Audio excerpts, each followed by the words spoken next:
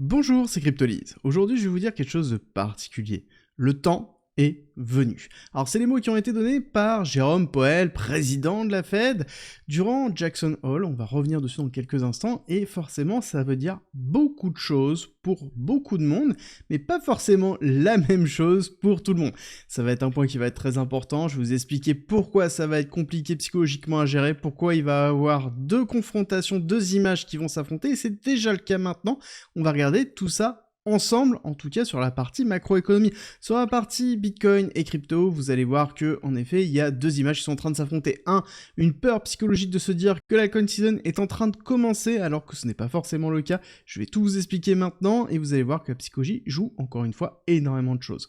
Pour tous ceux qui ne me connaissent pas, je suis Cryptolyse, entrepreneur, investisseur et trader crypto, et on va commencer par les mots de notre ami, ou pas, Jérôme Powell. The time has come for policy to adjust. The direction of travel is clear, and the timing and pace of rate cuts will depend on incoming data, the evolving outlook, and the balance of risks. Concrètement, ça veut dire que ça y est, la Fed a donné le go. En septembre, nous allons avoir une baisse de taux, voire potentiellement deux. Comme il l'a dit, c'est bon, c'est déterminé. On va commencer la baisse, on va commencer le pivot de la Fed, l'élément le plus attendu par le marché. On va regarder dans quelques instants comment ça s'est caractérisé, mais il faut comprendre que au niveau de ce discours, il y a eu trois éléments qui étaient réellement importants. La première chose au niveau du discours, c'est en effet cette annonce qui a été vraiment très forte.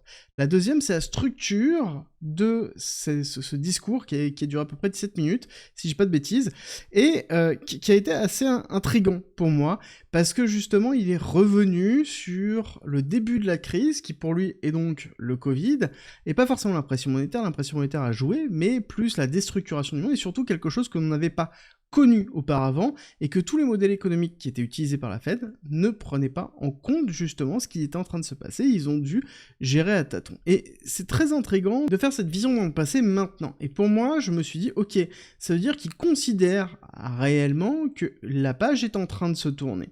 Et justement, on revient sur le temps est venu. Et pour moi, je pense que la Fed est en train de nous donner une grosse indication que oui, pour eux, l'inflation est terminée. Ce qui va se passer au niveau des jobs va pas forcément beaucoup bouger, et forcément, on est en train de se positionner sur ce qui est en train de se passer. Là-dessus, on a deux courbes. Je vous présente ici, le bureau des statistiques sur l'inflation, donc qui est la courbe rouge-bordeaux que l'on voit ici, et la courbe bleue, c'est tout simplement le taux de chômage, quelque chose qui est plutôt classique, ce sont les indicateurs de Jérôme Powell.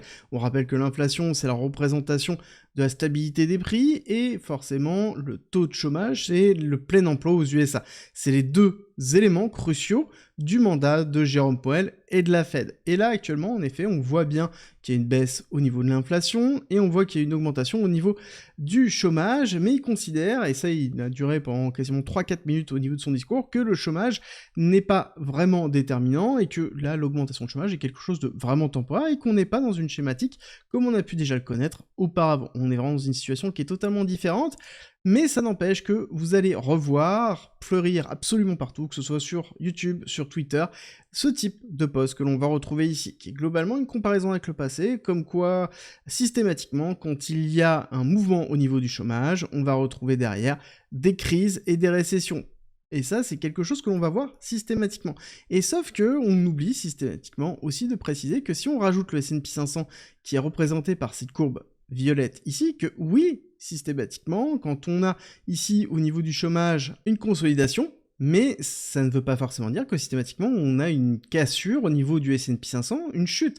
Ça peut être lié à autre chose, et le bon exemple est 95, dans lequel en effet on voit bien qu'on a eu des problématiques au niveau du chômage, ici aussi, au niveau de 89, mais en l'occurrence, on n'a pas eu de problème au niveau du S&P 500, on a quelque chose qui a continué à performer. Donc ce n'est pas une généralité, oui, systématiquement, dans les dernières crises que nous avons connues, on a eu plusieurs fois des crises qui étaient économiques, que ce soit avec la bulle d'Internet, que ce soit avec les subprimes en 2007, mais en l'occurrence, cette crise-là n'était pas liée au chômage, le chômage était principalement la représentation de la mise en place de cette crise, d'accord? Alors que là, c'est quelque chose qui est totalement différent. Justement, le chômage est un élément crucial dans la représentation d'une crise qui est inflationniste, et non pas une crise économique. Et justement, toute la problématique de la Fed, c'est arriver à gérer l'augmentation des taux et maintenant la baisse des taux pour éviter qu'on ait justement une crise économique par rapport à ce qui s'est passé.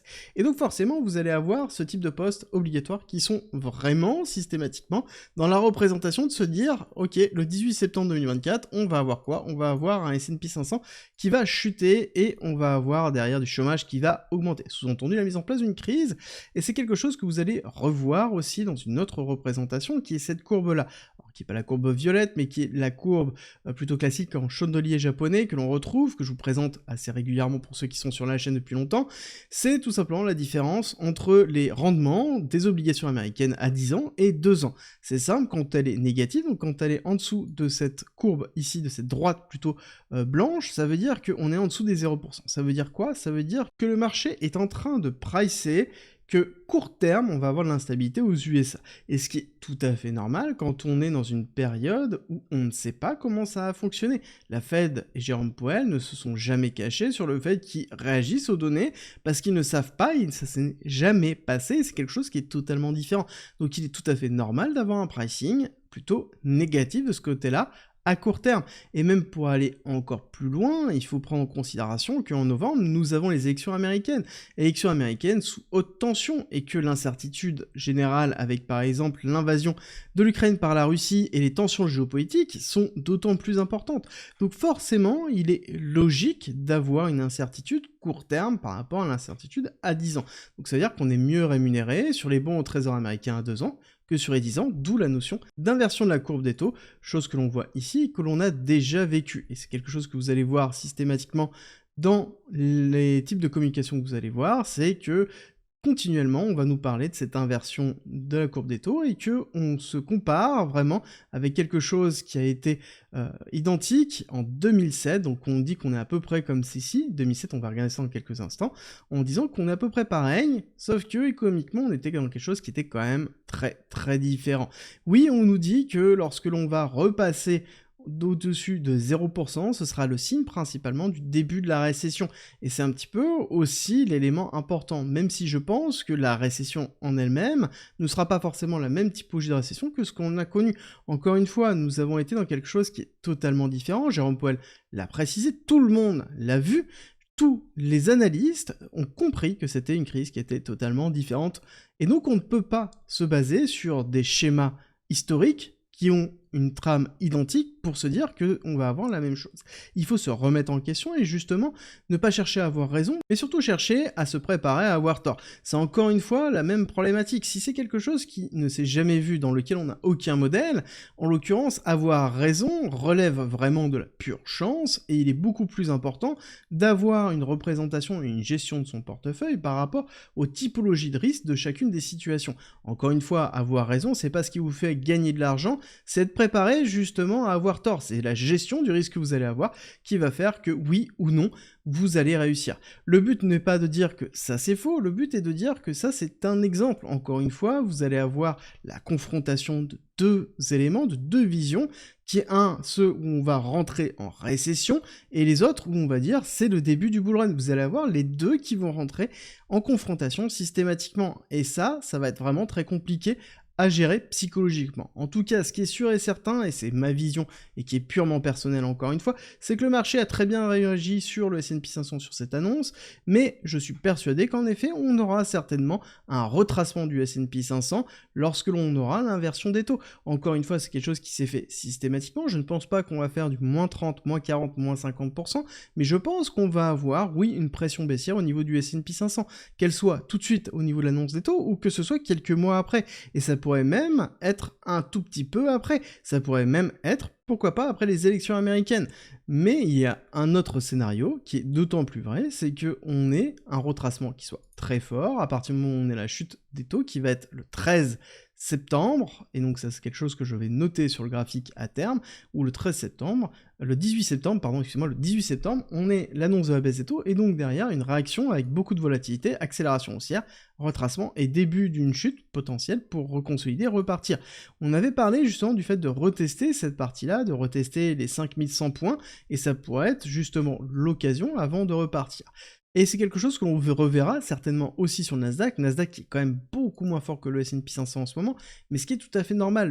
Le Nasdaq a bien mieux performé le S&P 500 sur les 2 dernières années, les 18 derniers mois exactement, et donc il est logique d'avoir des prises de profit qui sont beaucoup plus importants, et forcément quand on a une résolution d'une incertitude par la baisse des taux, et donc la création d'une nouvelle incertitude, c'est comment le marché va réagir par rapport à cette baisse des taux, est-ce que oui ou non sur le retour à la normale structurelle et de l'économie américaine, est-ce que oui ou non on aura un drawback et donc une mise en place d'une récession, et c'est quelque chose qui est en train d'être pricé, réfléchi par le marché maintenant. Mais concrètement, comment ça va se passer pour Bitcoin et les cryptos en général? Vous inquiétez pas, je vais faire un tour de table et ensuite on va aller sur ma vision pure et dure. Déjà, première chose, c'est qu'on nous rappelle, et c'est toujours très important de le rappeler, c'est où on en est dans le cycle de Bitcoin. On rappelle que oui, il y a la macroéconomie qui joue, mais il y a aussi le cycle de Bitcoin qui est plus ou moins autoréalisateur, mais qui nous montre quand même une certaine régularité, parce que Bitcoin en lui-même est réglé d'une certaine façon à travers le halving, à travers la gestion de la demande, et à travers tout simplement le mining, qui est l'activité justement qui permet de protéger le réseau de Bitcoin, mais qui est en même temps l'industrie qui est derrière Bitcoin. Et on voit qu'on est dans le dernier cadran de la partie de recovery, donc c'est-à-dire de consolidation, avant d'avoir le mouvement parabolique qui dure très peu de temps, qui dure ici 1 an. Donc encore une fois, il va falloir être patient, et si on regarde ici, ça c'est quoi? Ça c'est le dernier trimestre 2024, premier trimestre 2025, d'accord? Et ensuite on aura le drawdown qui se mettra en place. Encore une fois, on est dans une zone de consolidation, et c'est quelque chose que l'on retrouve ici. Alors je vais juste vous nettoyer le graphique rapidement pour vous montrer. Ici je suis sur chaque chandelle égale 6 mois, et on voit quoi? On voit un écrasement du cours. Encore une fois, nous sommes dans un écrasement du cours qui est plutôt classique par rapport à l'accélération que nous avons eue et à la zone dans laquelle on se trouve. Nous sommes en train de consolider en dessous ici et même en train de travailler le dernier top, et ici nous sommes encore une fois dans la zone de consolidation structurelle. Donc on a le temps, encore une fois, 2024 n'est pas le début du bull run, on le répète systématiquement, on est dans la phase d'hyper-consolidation qui est plutôt normale, qui a été très agressive parce qu'il y a eu un changement qui a eu lieu, c'est principalement les ETF spot Bitcoin qui jouent un rôle vraiment important, on va revenir dessus en quelques instants. Si on regarde un petit peu plus court terme, déjà, il faut regarder que c'est pas quelque chose d'anormal la temporisation que l'on retrouve. Ici, on est à 161 jours de temporisation depuis qu'on a fait le dernier ATH jusqu'au mouvement du prix actuel. 161 jours, c'est pas grand-chose. Pour rappel, quand on regarde l'hyperaccélération que l'on a eue lorsque l'on est sorti vraiment de la phase de fin de bear market pour avoir une consolidation pour pouvoir préparer le bull run, ça a été 189 jours, 190 jours avant d'avoir l'accélération haussière. On a encore du temps, on a encore à peu près 1 mois quand on regarde la temporisation. Donc, encore une fois, on a le temps. Et si on regarde au niveau du RSI, c'est ça qui est intéressant, c'est qu'on est aussi un petit peu dans la même schématique. Au niveau du RSI, on est dans une phase d'accélération, ensuite on consolide ici, et on a une phase ici d'hyper-consolidation avant d'avoir un nouveau cycle d'accélération, temporisation, et ensuite on va retracer et on va restructurer. Et si on regarde, les deux éléments ici se ressemblent quand même pas mal, dans lequel on a un RSI qui est en train de nous faire des très belles patterns. Et c'est quelque chose qui nous donne en fait déjà un momentum où en effet on est en train potentiellement d'avoir une inversion. Encore une fois, il faut du temps. Regardez-moi, si on est dans ces zones-là, on est à peu près ici. Donc on a encore le temps et notre pattern elle est encore différente de ce que l'on a vécu ici, il y avait très peu d'attrait, il y avait très peu de levier. On venait de sortir de la fin de FTX, de la chute de SVB, d'une crise potentielle économique, hein. Je vous remets quand même le schéma qui était quand même très anxiogène en termes d'économie, même beaucoup plus anxiogène que ce que l'on connaît maintenant, et il y avait beaucoup moins d'acteurs sur la crypto-monnaie, donc beaucoup moins de levier, donc beaucoup moins de volatilité. Et là, on retrouve de la volatilité parce qu'on a des personnes qui sont positionnées, on a beaucoup de personnes qui sont positionnées lors du différent top, qui sont positionnées ici, et beaucoup qui essaient de se rattraper, beaucoup de personnes qui sortent, qui capitulent, beaucoup de liquidations, et forcément, ça joue énormément sur la volatilité. Et ce n'est pas pour rien que ces mèches-là sont rachetées ici. Et quand je vous disais que le rôle de l'ETF spot Bitcoin est vraiment important, c'est qu'on commence à avoir, donc là, une semaine dans laquelle on a eu des rachats et 4000 BTC qui ont été achetés, justement, hier. 4000 Bitcoin qui ont été achetés, et ça se voit au niveau du prix, ça se voit dans l'hyperaccélération. On le voit ici très court terme quand on passe en 4 heures sur le CME, donc CME qui s'est terminé, donc qui a clôturé, et on voit qu'on a eu en effet une hyperaccélération qui a eu lieu maintenant, avec vraiment ici une liquidation qui a été très importante. Si on regarde les clusters liquidation, on la voit bien. Ici, on est allé chercher tous les shorters qui s'étaient accumulés durant toute la phase de compression dont on a parlé hier, dont on a parlé cette semaine, et on est allé chercher tous ces shorts. Donc forcément, on a eu une liquidation et on est en train de stabiliser. Et maintenant que le CME a clôturé, qu'est-ce qui se passe concrètement? Là, on repart sur le même typologie graphique, sauf que nous sommes en 4 heures sur le Total Index qui compte les cours aujourd'hui. On voit qu'on est dans une forme de consolidation. On n'a pas eu de mouvement baissier très fort, mais en l'occurrence, on pourrait très bien aller retester assez vite les 62 000 pour repartir. La finalité est que si on se base vraiment sur le CME pur et dur, on veut et on attend d'aller retester les 69 000, d'accord? D'aller retester ici le haut de canal avant d'avoir la chute. Avoir la chute qui pourrait être liée principalement à quelque chose que l'on a déjà vu un petit peu avant et qui pourrait être justement les taux directeurs. Donc c'est-à-dire le 18 septembre avec l'annonce des taux directeurs qui pourrait entraîner une chute qui pourrait être drastique. Et ça c'est quelque chose qui aura lieu dans tous les cas parce que si jamais on chute au niveau du S&P 500, on a bien vu, ça nous entraîne. On ne profite pas des accélérations de la macroéconomie, mais on profite clairement de la pression baissière au niveau de la macroéconomie. Mais en tout cas ce qui est positif pour moi, c'est principalement ici l'injection de liquidité des ETF spot Bitcoin, donc des institutionnels qui se positionnent dessus. Mais concrètement, suite à ces liquidations, qu'est-ce qui se passe court terme? J'ai envie de vous dire, j'ai pas de changement drastique au niveau des top traders. Principalement, ça veut dire que leur position est relativement flat, ça veut dire aussi qu'on n'a pas de positionnement, on n'a pas de lieu qui est en train d'être effectué, donc on a une position neutre qui est en train de se faire. Et cette position neutre, elle se vaut aussi au niveau des funding rates. Ce n'est pas suffisant, même l'accélération n'est pas suffisante. On voit bien que depuis qu'on a eu la chute ici drastique, on n'a rien qui nous dit qu'on a une inversion. Pour avoir l'inversion, il va falloir aller chercher ce niveau-là. Il va falloir aller chercher, en termes de liquidité, tout ce gros pack de liquidité qui se trouve à 70 000. Tant qu'on ne consolide pas au-dessus de 70 000, on n'a pas d'inversion, on reste toujours dans la pattern de temporisation et il faut, encore une fois, être calme par rapport à ça. Pour plusieurs raisons. C'est que, quand on regarde la dominance de BTC, on est toujours dans une consolidation à 57%, on n'a pas d'inversion, on n'a pas de retournement, on se dit pas qu'on est en train d'aller chercher plus bas à un moment donné, non, du tout. On est juste tout simplement dans une consolidation plutôt classique. Et c'est quelque chose que l'on ressent peut-être au niveau des alts. Là, ici, j'ai calqué mon graphique d'analyse des altcoins par rapport à BTC au niveau de la chute que l'on a connue début août. D'accord? Donc on commence ici, et là, c'est la représentation de l'évolution des alts par rapport à BTC à partir de cette date-là. Et qu'est-ce que l'on voit ici? On voit que depuis qu'on a eu cette chute, on a eu une surperformance des alts. On a une grosse majorité des alts qui sont au-dessus de la courbe de BTC de l'évolution. Mais ça ne veut pas dire qu'on est dans une alt season, encore une fois. Ça veut simplement dire qu'on est en train de récupérer la main sur ce qui s'est passé. Ça veut dire qu'on a chuté beaucoup plus fort au niveau des altcoins que sur BTC.